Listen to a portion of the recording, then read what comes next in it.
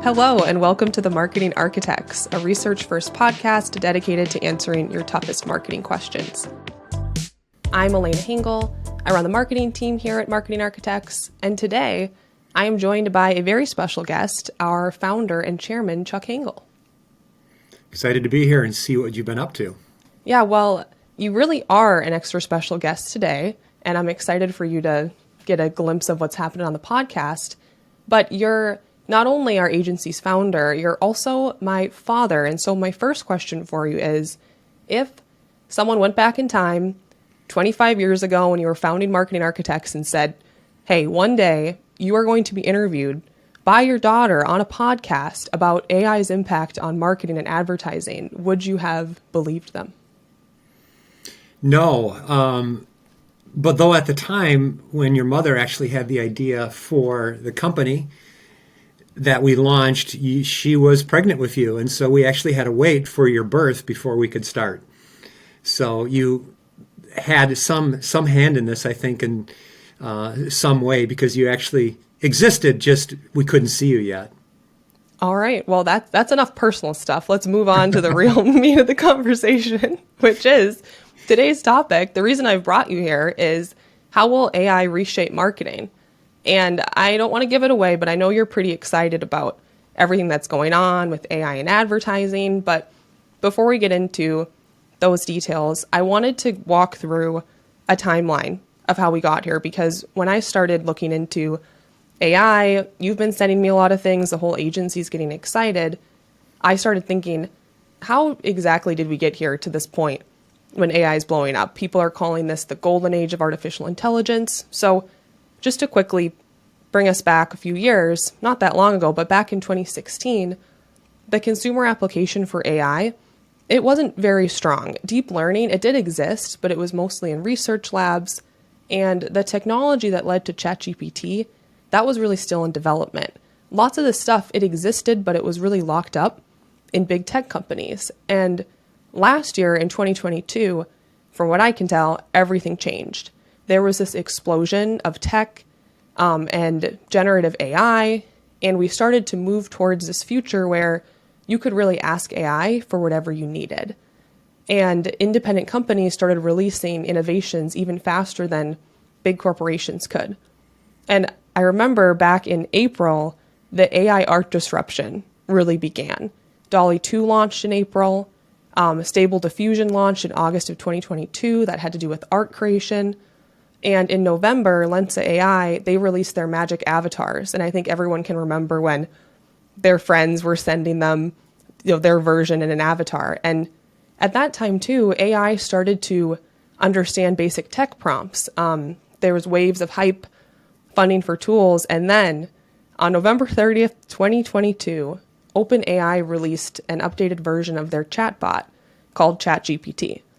And that reached 1 million users in just 5 days. And since then, it feels like AI conversations and tools have just exploded. This year, companies like Meta, Google, and Microsoft, they start releasing tech. It turns out they've had this stuff for a while, like I said earlier, but they hadn't released it. I think OpenAI put a lot of pressure on them to start. So on February 6th, Google announces Bard as a competitor to ChatGPT. Then the next day, Microsoft, in partnership with OpenAI, they unveiled this new Bing chatbot called Tay. Then on March 14th, OpenAI launched ChatGPT 4. And this was significant because ChatGPT 4 can handle much more nuanced instructions. It can accept text inputs up to 25,000 words instead of 3,000. It can take photos of hand-drawn mock-ups of a website, turn that into code. I mean, it can even analyze and describe photos. And then most recently, at the end of March, OpenAI, they announced plugins for ChatGPT. This will allow ChatGPT to have access to up-to-date information. So up until today, they really just had access to information from 2021 and earlier. And now it can also plug into third-party services. For example, we're very close to being able to ask ChatGPT to schedule your dinner reservation, buy groceries, book travel. And I'm sure even after we record this, every day it feels like more and more news is coming out. It's hard to be comprehensive, but I think that gives us a pretty good idea of where we've been and where we are now. So my question for you is, You've been following all of this closely. How do you feel about it? And do you believe we're entering into this age of, a golden age of artificial intelligence? I think for some people, they would call it the golden age, and there's certainly the camp that thinks we're entering the dark ages. There's been the examples where ChatGPT seems to go rogue and answers questions in ways that are offensive to people. There are more and more examples of that at times than there are in the positives, but that would be the wrong way to look at it. I think the problems with ChatGPT, those are the edge cases. People tend to be a little bit more focused on those, whereas the general use of it on a day-to-day basis has been incredibly powerful. But I think there's been those two camps, and I think there'll continue to be those two camps for the time being. Just to illustrate our company's involvement in AI, 15 years ago, we were one of the first adopters of AI.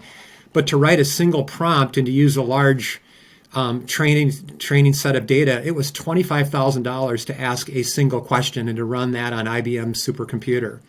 Today, you can ask an unlimited number of questions of ChatGPT-4 at zero cost. So in just a decade, we've seen a massive change to the accessibility and the usability. So it's one of those things, if you focus on what the positives are and what the impacts are, you're going to find tremendous opportunity. If you focus on the negatives, well, you'll see those. So it's really a mindset. And I think advertising is uniquely adept at loving novelty, loving new things. We're a creative business or an industry that thrives on those things. So I think advertising is uniquely well positioned to take advantage of all the power of AI and ChatGPT in particular. Well, right. And that brings us really nicely into what we're here to talk about today, which is how are these tools going to impact marketing and advertising? Because AI it's going to have wide-ranging impacts, right, for every industry. But it feels like professionals in advertising are being impacted especially by it. Do you feel that marketing and advertising is one of those industries that's going to be the most disrupted or very disrupted by AI? I think so. There's certainly the early case studies of writing blogs faster and answering customer emails or producing an image that you can use in a product shot. Those are easy illustrations to see where the work product that we produce can be done in some cases much faster or for a lot less money by using AI. So it's easy to see that. I think where the power eventually will be as people start to learn, it's really the generative part of AI that goes well beyond just making work more efficient. What's possible with AI that simply couldn't be possible? For example, in creativity, it's always great to get a diverse group of people together to brainstorm. Well, what's that all about? Bringing different viewpoints and perspectives together. Well, with ChatGPT, you can now take things that would take a lifetime to become expert at, and ChatGPT already is. It's already passing the bar. It's already knocking the LSAT out of the park. So it's super smart in all these different ways. So you now instantly have a partner in creativity to do things like, let's add chaos theory to this positioning statement and let's see what we get if we want to sound more scientific as a business and et cetera. So the integrated part of generative AI is where I think the real power is. And that's just starting to become something that people are being made aware of. And some of that is just the ease by which you can use the open prompt system of GPT-4 and Bard, and Bing now has an integration and others are on the way. But there'll be more and more capabilities that will make this seamless as it's embedded in the standard apps that we use. So AI is going to continue to transform. Right. And I think you're right that ChatGPT felt like a huge leap forward because of its ability to answer prompts, and now it's leading to all these new innovations. But AI in itself is not new. I think there might be a lot of fear in the marketing community about it right now, but every programmatic ad exchange and social media auction relies on AI already. It's really everywhere. So if you're buying Facebook ad, LinkedIn ads, you're really already a part of it. And one thing that I've been looking into as a marketer is how do marketers think about using AI in marketing, right? Because it feels like right now it's really overwhelming. And I've delved into some research from the Marketing AI Institute. I found them to be pretty helpful in just trying to understand, as a marketer, where do I even start? And they broke down AI for marketing into 5 different categories. And those are planning, production, personalization, promotion, and performance. And they break all those down into, planning could be things like building strategies, production is creating content, personalization, personalizing consumer experiences, promotion, managing cross-device promotions, and then performance, which would be taking your data. How do you turn that into intelligence? So those are the broad categories that are going to have an impact on marketing. But how are you, as someone who started an agency, where are you starting with AI and marketing and advertising? I think you can really start to think like a child would think. You can start at the very beginning. When you think of the stat that 95% of the questions a human being will ask in their lifetime are already asked by age 5. We ask almost all the questions when we're young. And why do we stop asking questions as we get older? We're mainly tasked with having answers, but AI is all about what questions can I ask it? And how can those then questions be answered in a way that I never would have been able to conceptualize? So I think humans now, especially adults, are needing to get back to the roots of when they were young with fresh eyes and with curiosity. What can I ask chat? And that's what prompts are all about. And the more creative you are and the more curious you are, which are key traits of the advertising industry, the more you can get from it. So it's a matter of just sitting down and challenging yourself to ask it things that you might not have even thought possible to get an answer for, combining 10 different disciplines, doing market research across 30 companies and asking it what would be one unique fact that would be emerging from looking at all these companies. And it is really good at all of those kinds of things, but we need to know what questions to ask it. And we're just still in the very first inning of all of this. And we're starting to realize, wow, there's an unlimited amount of potential. But it goes back to, again, thinking like a child would think, with open eyes and curiosity. So you talked a lot about asking it the right questions. Do you think that's where a marketer should start with this? It comes down to that, learning how to put in the right prompts? Sure. So whether you're on an image generator, you need to ask yourself, what would I want to put in here to get the output that I'm looking for? But when you get into the open prompt system, where you're getting text back, the sky's the limit.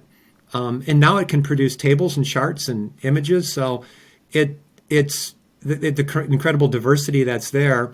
It all starts with just starting to prompt it. What questions on your mind, and how could those maybe be answered in AI that would then directly impact the work that you're doing today inside of your company?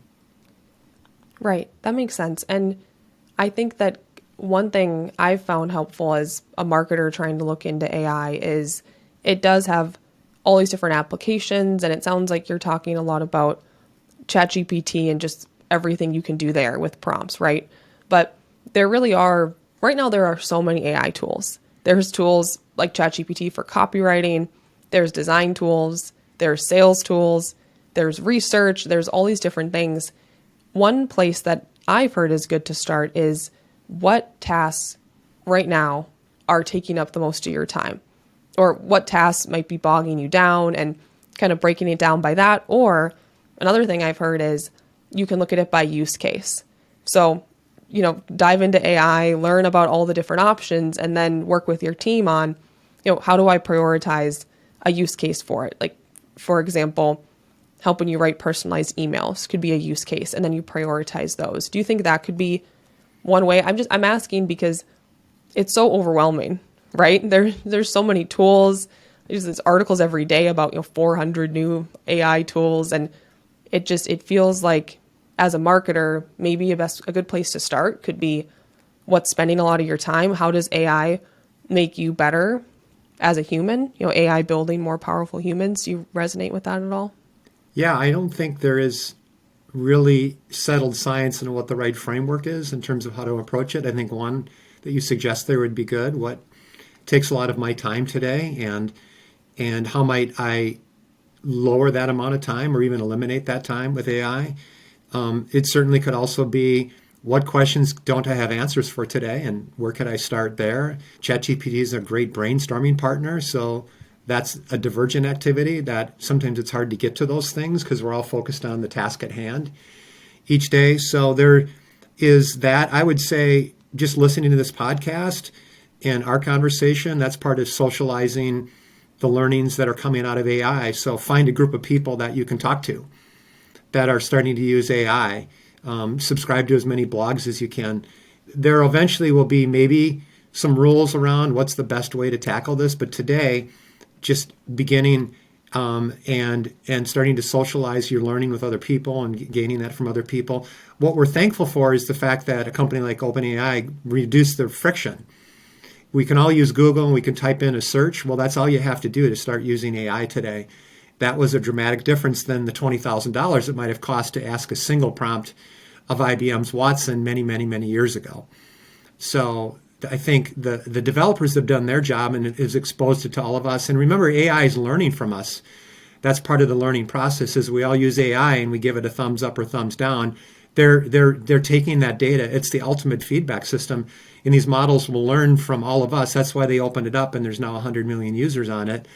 That's learning of that system based on thumbs up and thumbs down. That will continue to train it. So if you're not seeing a result you love today, wait a couple of days or wait a week. I bet it's going to be better because humans are still guiding this. This is not just a computer doing its thing. Humans are supervising this learning. They're providing feedback that is making it better. And that's the role all of us have in ensuring that AI is going to have a positive impact on the things that we do. Right. I like that you brought up how right now the platforms, they are being influenced by humans and they're going to learn and grow over time. And hopefully they can make humans even more effective. And that brings me into our own experience with AI. We have AI tech as an agency. We actually named her Annika. She helps us buy TV. And what you said about humans working together with AI, I think that's at the core of Annika's story. We really built her to help empower the people that we have and help to make them even more powerful than they currently are. And so she's, TV media buying, programmatic AI, and she's homegrown. We built her ourselves, and she's at the point now where she knows more about buying than any other person at our company. She saved almost 5,000 hours last year. She's able to predict efficiencies, improve accuracy. She makes recommendations. She's optimizing budgets. She's getting smarter over time. So I think that we are sort of practicing what we preach a little bit here, because at the agency, we are humans powered by AI with Annika. And I'm wondering if Annika seems like a big accomplishment for the agency. And I know that we're also thinking beyond Annika now, and how else could AI impact us? And so that sort of brings me to my next question for you, which is, you're the owner of an agency. You know that the company is going to be impacted by this. What should a marketer, an agency owner, someone in advertising, what should they be doing right now when it comes to AI? Yeah, they should, I guess, go back to what we had said earlier, and that is begin to experiment. Go to the place that you might be most comfortable. Maybe it's in the image space, the video space. Maybe you're an open prompt person involved in strategy and communications, and you start there. But there's a number of tools that at its core are AI-driven tools, and it's finding the tool that makes the most sense, probably getting some guidance from somebody that's already ahead of you, and that would be helpful. But I think the good news is, for anyone that's now looking at this, we're still early on this. Certainly the early adapters are all over this, and I think we have quite a few of the early majority people. But if you look at the kind of the law of diffusion of innovation, we still have the majority, the late majority, and the laggards. So the majority of people aren't doing much with it. So if you start now, you're going to stay ahead of that wave. That's the key, is just to find a place to enter. Don't eat the whole elephant at once. Just start at one place and start to budget time for that then on a daily basis. Years ago, we had to do some things like we first started to tune AI and we had to validate, was it right? Well, I remember we planned media in one market. And so we had our tool do it. And then we had 15 people in a room do it. And we said, okay, let's compare the two media plans and then let's split those plans and see which one performed better. And AI beat the 15 people. And the reason for that is the amount of data that has to go into making a decision on how to optimize a media plan is many, many years ago been well beyond what a single human can do. So, for example, it isn't just the results that have been occurring when you're using a media source. It's predicting, is that media source going to change in any way? Are the ratings going to change? Does the audience change? And, what should we pay for that? So sometimes it's table stakes to look at results, but it's predicting the future. And that's where AI has just been far superior to humans for a long time. If you're a marketer, you already know TV advertising is powerful, but launching TV is not exactly easy. That's why Marketing Architects rebuilt TV advertising to help brands drive profitable growth. Introducing All-Inclusive TV, a revolutionary approach to TV advertising where all you pay for is media. Marketing Architects provides everything else needed for success, from stunning creative to results you can trust. Visit marketingarchitects.com to learn more. Would you say that in the future, they know that people have been talking a lot about some of the downsides of AI. The fact that there's not a clear code of ethics from some of these platforms. There might be issues with plagiarism, factually incorrect information. I know that Google had a pretty big mistake with Bard, where it gave an incorrect answer about the James Webb Space Telescope, I believe, in a promotional video. The internet sort of exploded over that. So you have a lot of enthusiasm for AI. Talked about how personally for our agency, we've used it to make ourselves more efficient. How do you feel about some of these concerns around AI? Well, I think the larger the business you are, the more you should pay attention to what the concerns would be. So, for example, our legal team has made it really clear that we can't load data onto this that we don't want exposed to the rest of the world because it uses that data in its training. The outcome of some of the images, we're concerned on copyrights, so we have to pay attention to that and not just use those in national scale TV platform, TV spots. So certainly if you're an enterprise agency like we are or a large company, you have to proceed with a bit more caution. If you're smaller, probably not as much to worry about there.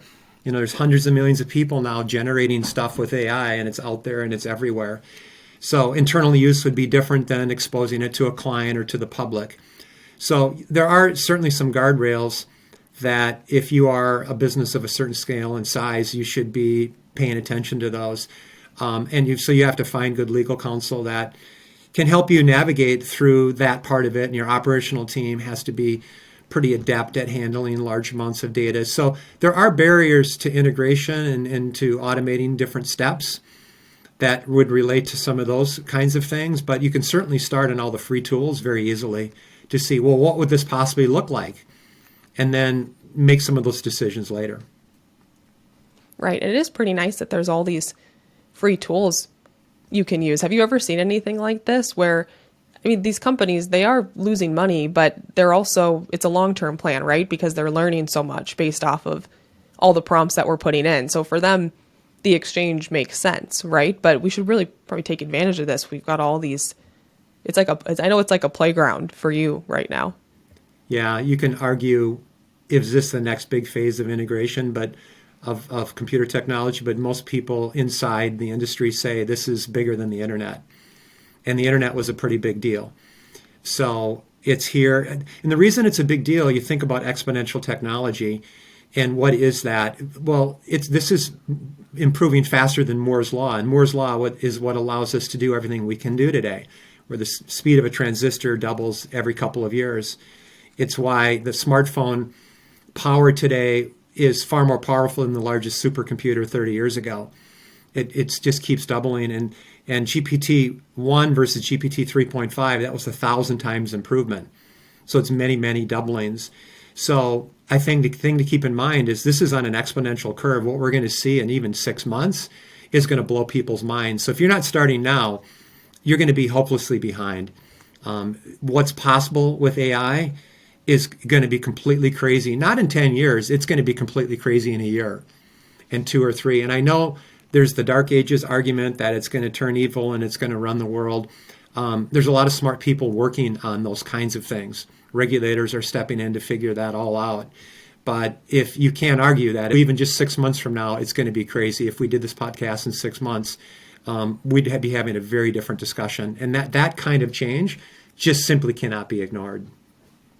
Right, right. So it sounds like your advice for marketers would be lean into learning, start playing around with these free tools, invest your time, start talking to other people about it, listen to podcasts, take courses. I think there's a lot of wonderful information out there, but it seems like they're having this fear of it is not going to be helpful. I think that the marketers of the future, AI is not going to replace a marketer, but marketers who use AI are going to replace marketers who aren't using it. So how do you start dipping your toe, start to learn, and try to have fun with it? I mean, I've been having a whale of a time plugging in different prompts and using it to conduct research. And I think if we lean into learning, I don't think it has to be so frightening. It's more exciting. How could this help me automate more of those tasks that we all dislike as marketers? I'm thinking of people on my team. If they can figure out how to be more efficient using AI, they can get to the stuff that human beings are really, really great at. So that's how I'm trying to look at it, is how do we help AI, how do we turn into super marketers using artificial intelligence? Right. We all have different things that stimulate our brain. One that's really worked for me is I'll ask for the answer of a question to be in the format of maybe Jerry Seinfeld, a comedian that I like, or maybe in haiku, a Japanese form of poetry, or make it rhyme. So the creativity that you can have in this is incredible, and that's what developing prompts is all about.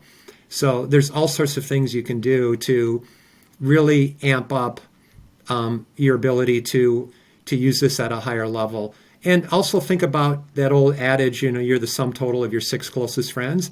If you have a variety of people you're talking to, they're all skeptics or negative about this, well, then you're going to be as well. If that's the circle you're running in, you got to get a different circle of friends. Find the people that are excited about this, that can't get enough of it, are finding the reasons to make it work, as opposed to the opposite of that. That's going to be really cool. Find an agency partner that's really wired into this and that's using it and that's seeing real results from it. And they're on that exponential curve of growth and development that it's going to naturally allow the kind of companies that have adopted it to stay on, where they're not improving 5 or 10% per year.